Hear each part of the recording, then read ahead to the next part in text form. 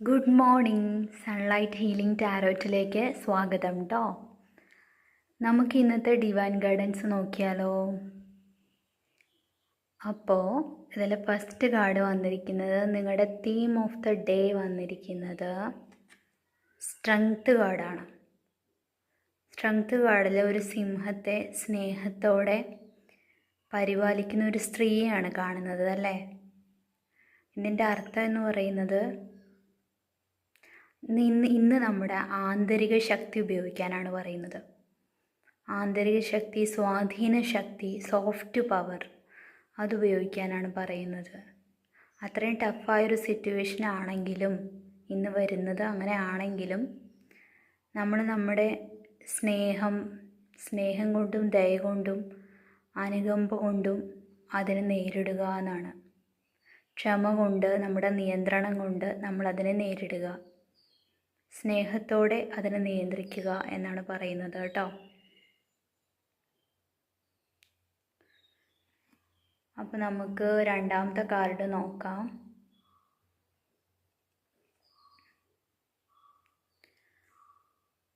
Six of wands ആണ് വന്നിരിക്കുന്നത്.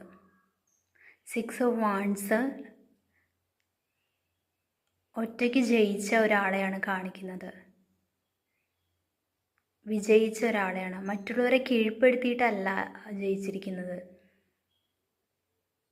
അദ്ദേഹം സ്വന്തം കഠിനാധ്വാനം കൊണ്ട് വിജയിച്ചിരിക്കുന്ന ആളാണ്.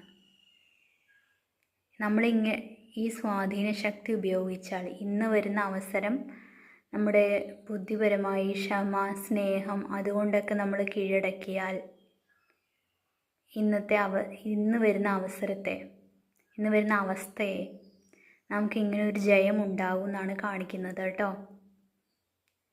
നല്ലൊരു വിജയം ഉണ്ടാവും എന്നാണ് കാണിക്കുന്നത്.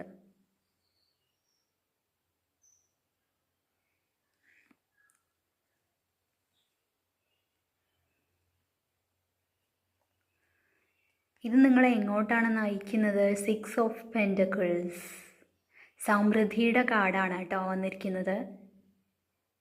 സിക്സ് ഓഫ് പെൻറ്റക്കിൾസ് നിങ്ങൾക്ക് ഒരുപോലെ കൊടുക്കാനും പറ്റും, വാങ്ങാനും പറ്റും.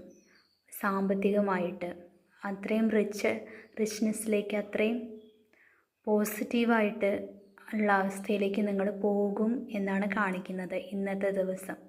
ഇങ്ങനെയൊക്കെ ചെയ്തിട്ടുണ്ടെങ്കിൽ അപ്പോൾ റെസണേറ്റ് ആവുന്നവർ മാത്രം എടുക്കുക കേട്ടോ. അപ്പോൾ thank you. God bless you dears.